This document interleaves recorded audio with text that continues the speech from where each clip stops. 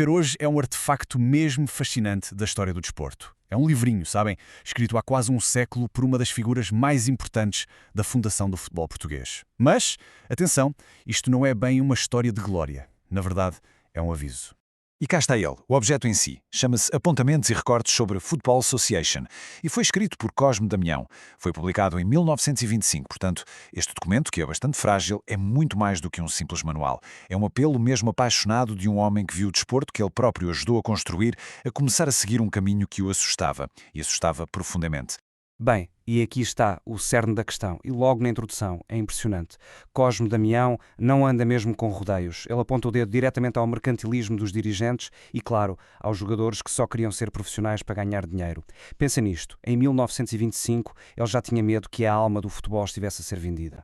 E é esta preocupação que no fundo serve de fio condutor a todo o livro. Para percebermos a sério a profundidade do aviso dele, o Cosme Damião leva-nos numa espécie de viagem que começa, claro, nas origens do futebol. Para o Cosme Damião, era absolutamente crucial explicar de onde é que o futebol tinha vindo. Ele acreditava mesmo que, para se conseguir salvar o futuro do jogo, era preciso primeiro compreender o seu passado. Um passado que era bastante caótico. E o esforço gigantesco que foi preciso para o transformar naquilo que hoje chamamos de o desporto rei. E olhem que a diferença era abismal. O que se jogava antes, 1863, era, como o próprio Damião dizia, quase anárquico. Quer dizer, cada escola, cada universidade tinha as suas próprias regras. Era uma confusão. Foi preciso um encontro histórico lá em Londres, em 1863, para finalmente unificar as regras, proibir o uso das mãos e, pronto, dar origem ao futebol de associação que nós conhecemos hoje. A partir do momento em que foi codificado, o jogo simplesmente explodiu em popularidade. Começou em Inglaterra e a partir daí espalhou-se super rápido pela Europa. E como o Damião documenta com todo o pormenor, claro que não demorou muito tempo a chegar a Portugal. E Damião dedica uma parte bastante grande do livro a contar na primeira pessoa como é que o desporto que ele adorava foi introduzido e cresceu aqui no nosso país. Tudo começou aparentemente com jovens que tinham sido educados em colégios ingleses e, claro, com a comunidade britânica que vivia cá. Foram eles que deram os primeiros pontapés na bola. No início, era tudo muito informal, uns encontros, uns desafios entre grupos de amigos e outros entusiastas. Mas claro, a coisa começou a ganhar outra forma muito rapidamente. E esta fotografia capta um momento absolutamente crucial, o jogo de 1894, entre uma equipa de Lisboa e uma do Porto. De repente, já não era só um passatempo, era um evento com direito a uma taça oferecida pela realeza. O futebol estava claramente a tornar-se um assunto sério.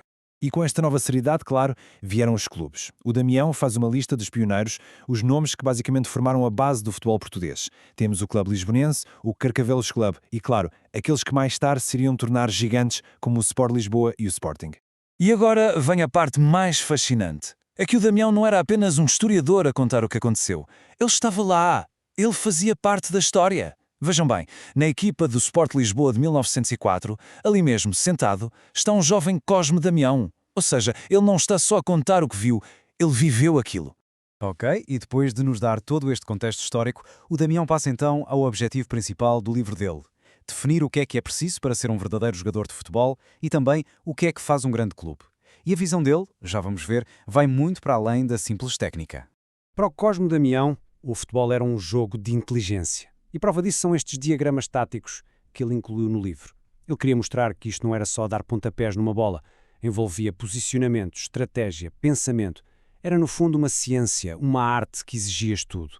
E os conselhos dele sobre a condição física são de uma modernidade incrível. Pensem bem, fazer exercício todos os dias, ter uma dieta equilibrada com carne, legumes, fruta, evitar completamente o álcool, sobretudo antes de um jogo, e não fumar em excesso no dia de jogar. Em 1925, isto era basicamente o topo da ciência desportiva. Ele já tinha percebido que o corpo era a ferramenta de trabalho do jogador. Mas o ponto fundamental para Damião era este. O físico não era tudo. Longe disso. Um grande jogador precisava de ter não só um corpo em forma, mas também inteligência, discrição e um espírito sereno. Ou seja, a capacidade de tomar boas decisões sob pressão e de manter a calma era tão vital como a força física. Já dentro de campo, a filosofia dele baseava-se em dois pilares. O primeiro, e talvez o mais importante, era o que ele chamava de combinação, ou seja, o trabalho de equipa. Para ele, esta era a verdadeira base do futebol. A ideia de que o coletivo será sempre, mas sempre, mais forte do que a soma das individualidades. O segundo pilar era a capacidade individual, aquilo a que ele chamava enganar. E não se tratava de fazer fintas só por fazer. Era a arte funcional do drible, de avançar com a bola tão controlada, tão perto dos pés, que se tornava quase impossível para o adversário atirar. Era, no fundo, a habilidade individual colocada ao serviço do coletivo. Portanto, quando juntamos a história, a filosofia e a tática, chegamos ao verdadeiro legado de Cosme Damião. Este pequeno livro dele não é apenas um manual de 1925, é um manifesto. E um manifesto cujas preocupações, como vamos ver, continuam a ser incrivelmente relevantes hoje em dia. E esta citação acho que resume de forma brilhante a filosofia final dele. Para o Cosme Damião, o sucesso de um clube não se media apenas pelas vitórias no campo, media-se pela união, pela coesão do grupo. A ideia de que um ideal partilhado, uma unidade de pensamento e de ação era muito mais poderosa do que qualquer talento individual. E com isto, voltamos ao início, a este objeto físico, a este livro. As suas páginas, já amareladas pelo tempo, guardam uma visão do futebol que se baseia na honra, no trabalho de equipa e, acima de tudo, no amor pelo jogo. E claro, contém também um aviso muito sério sobre o que se arriscava a perder se esses valores fossem um dia esquecidos. O que nos leva, inevitavelmente, à pergunta final. O Cosme Damião escreveu isto em 1925. Já ele estava preocupado com a crescente influência do dinheiro. Agora, quase 100 anos depois, quando olhamos para o futebol moderno, temos de nos questionar. Será que o medo dele era justificado? Será que os piores receios dele se concretizaram? E o espírito do jogo, aquele que ele ajudou a construir, conseguiu sobreviver a tudo isto? Bem, a resposta, essa, fica para reflexão.